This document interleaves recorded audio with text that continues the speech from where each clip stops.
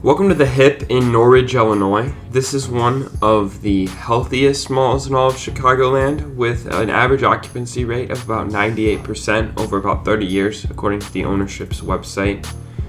It also has an average sales per square foot of $550 per square foot, which is pretty good for a mall that is clearly marketing itself towards the middle class. Malls with upscale stores might have those kind of numbers, or even worse actually. And I think this mall is super interesting inside, and that's why I felt like I wanted to make a video about it. A big part of the mall's success can be attributed to its location. Norridge, Illinois, and its neighbor, Harwood Heights, are both part of a hole in the northwest side of Chicago. This hole was established in the 1940s as farmers in this area were uncomfortable with being a part of the city of Chicago and wanted to maintain their own local government. As growth continued to approach the area basically looks like an area on the northwest side. So it's very urban, but it's also, you don't have the problems of being in the city of Chicago. You got lower taxes, you have a local government that's a little more friendly with development. For Norridge, this mall actually helps pay for most of the expenses that their village has, and they have very low property tax rates compared to basically any of their neighbors.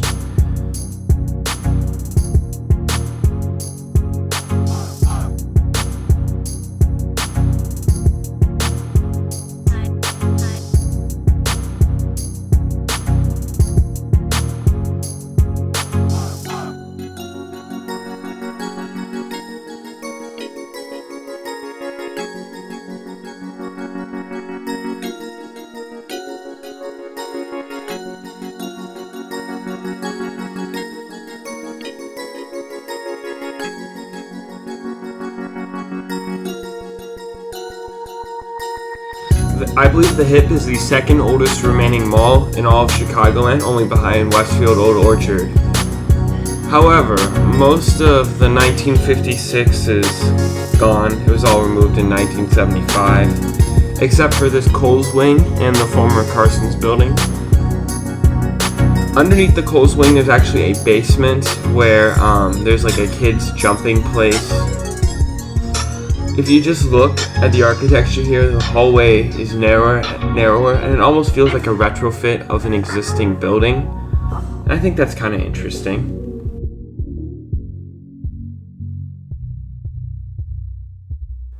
This mall was very active on a Tuesday. It was very impressive to see how busy it was just on an average Tuesday.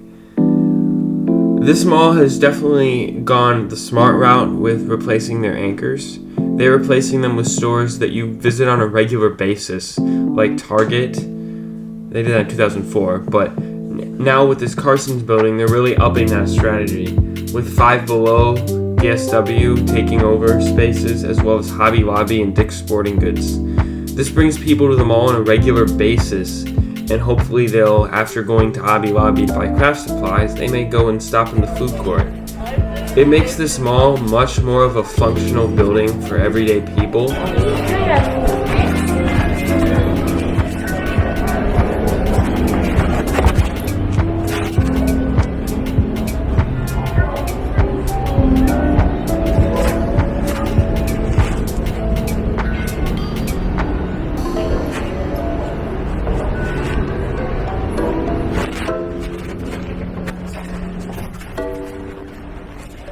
This is the second floor where Hobby Lobby took over a portion of the old Carson's. The third floor is in the process of becoming a Dick's Sporting Goods.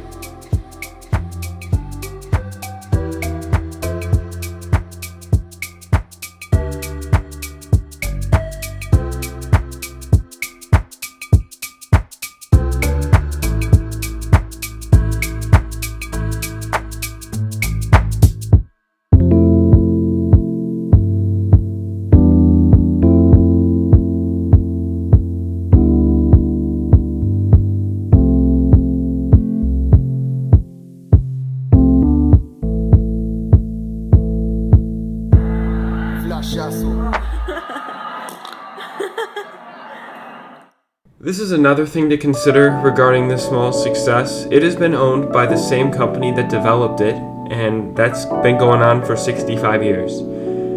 That company was established to develop this mall, and they still view this as their flagship property. That kind of gives it some special treatment that a lot of malls are not fortunate enough to receive when they're owned by a large national real estate corporation.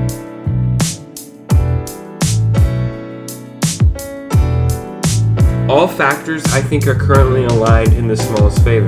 It has a great location, a solid owner. It has character, some unique architecture. It feels very much like a local place, and it has great anchors.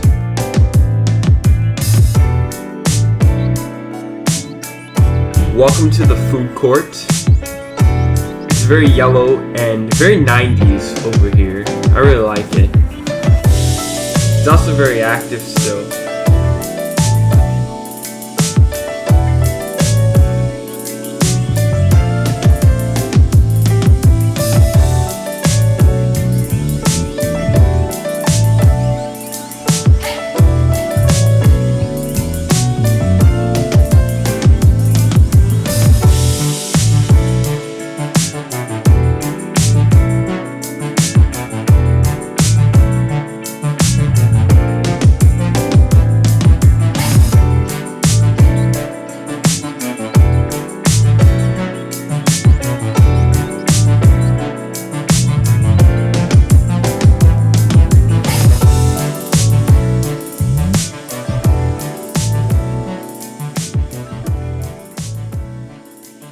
This is something rare, a 2-story Target store.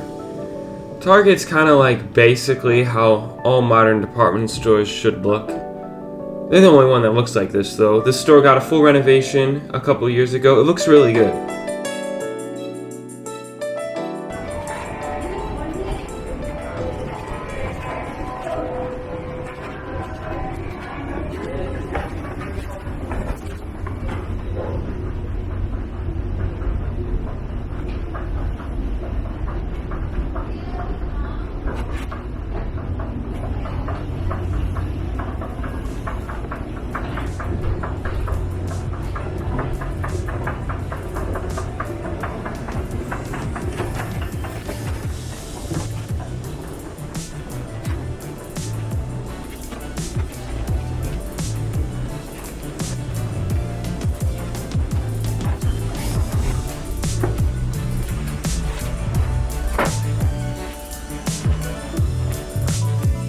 It's weird to think how there are cars directly driving over the mall concourse below.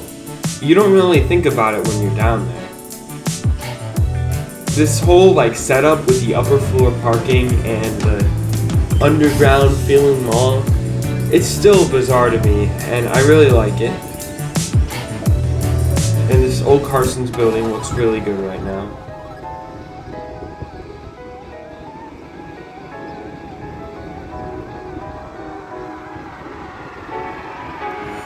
This is the old entrance to Carson's that Hobby Lobby does not want to use.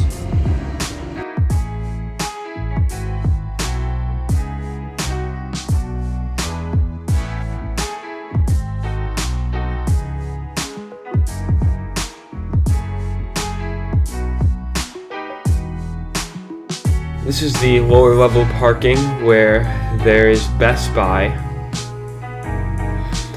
Best Buy is kind of hidden out here. I don't know. It's kind of weird. They're just in the middle of the parking garage. There's a crosswalk that'll take you into the rest of the mall, but it's still kind of an awkward setup for them. The next door neighbor is the legendary Rolling Stone record store.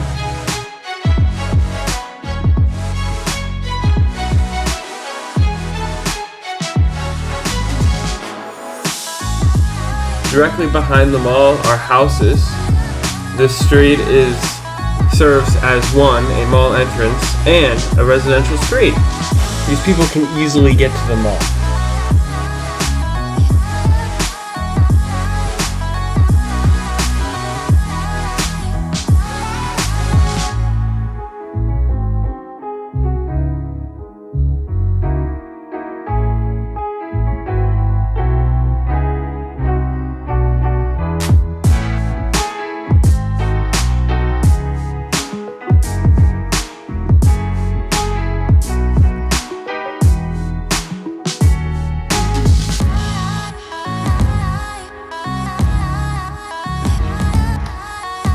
You're looking at the northern expansion of the mall.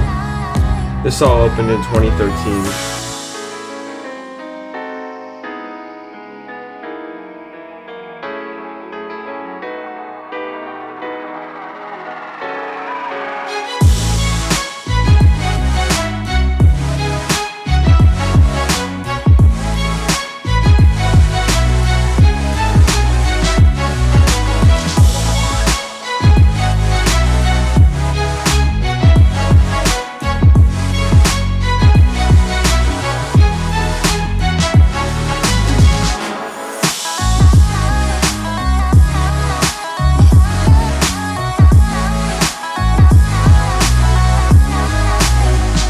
Thank you so much for watching this video until the end. This is the first time I have covered a thriving retail establishment on this channel, and I hope that you enjoyed seeing a mall that is nearly full and not dead.